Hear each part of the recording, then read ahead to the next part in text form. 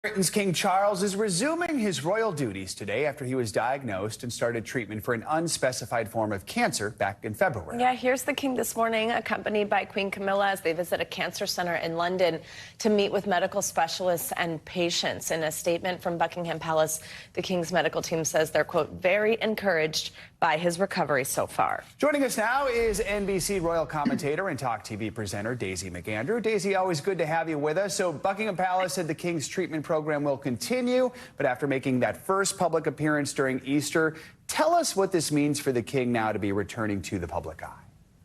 This really is deeply significant, and I think if you look at King Charles's face on that visit, and some other pictures have just been released from inside the hospital, the cancer ward where he was meeting people, men and women undergoing chemotherapy, I think he looked absolutely thrilled to be out and about again. We know he's a workaholic. We know he will have been champing at the bit and begging his doctors to let him out. But I think he also looked really quite emotional. There was a very nice reaction towards him, and he knows that the public really are willing him on and have much more than I think ever before in his life been sending him a lot of genuine good wishes and love and affection. And I think he's a very sentimental man. That's one of the things people don't really understand about him. And I think he is really appreciating that outpouring. Buckingham Palace didn't reveal any further details on the King's treatment or how it will continue, but they do say this is just the start of a number of public engagements. Tell us what we do know about what's coming in the next few weeks. Yeah. So as you said, we do know that he is continuing to undergo cancer treatment.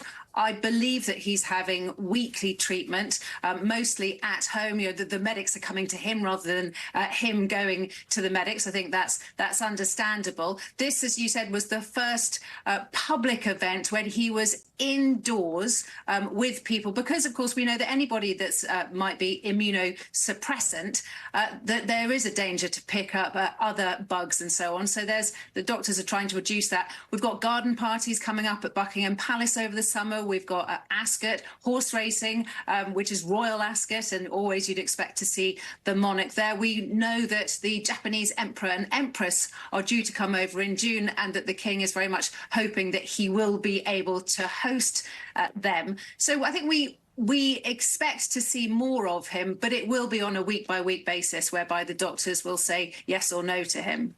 As we know, of course, the Princess of Wales, Kate Middleton, is also dealing with a cancer diagnosis. I recognize it's always hard to ask questions about her because they're understandably so private about this, but what could this mean for what we see from Kate going forward? Do you think we're going to learn anything new about either of their diagnoses and what's happening with their treatment anytime soon? I personally don't think we're going to know what specific cancer either or both of them are suffering with until they're given the all clear. I think that will be the moment where they will say, this is now behind me. You know, that's what we all hope will happen sooner rather than later.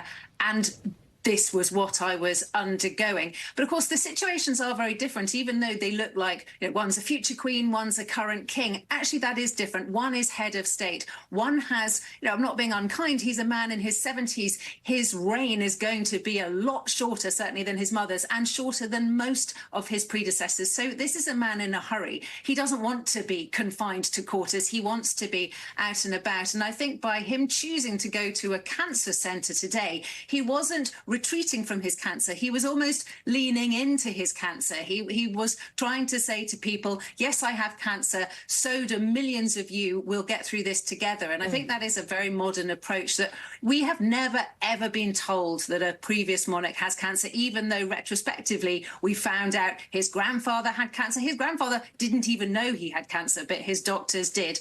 We believe that the Queen was suffering with bone cancer, but that has never been confirmed. The Queen Mother, we now know, had cancer twice. But again, that was never revealed at the time. So this is, although it might seem not such a big deal to tell people you've got cancer, because of course a president would have to, this is a big deal for a king. Whereas Kate has very young children, we know that that was one of the main reasons why William and Kate didn't want to reveal her cancer, and she wants to keep it private. All right. Daisy McAndrew, thanks so much for your time this morning. We always appreciate it. It's a pleasure. Thanks for watching. Stay updated about breaking news and top stories on the NBC News app or follow us on social media.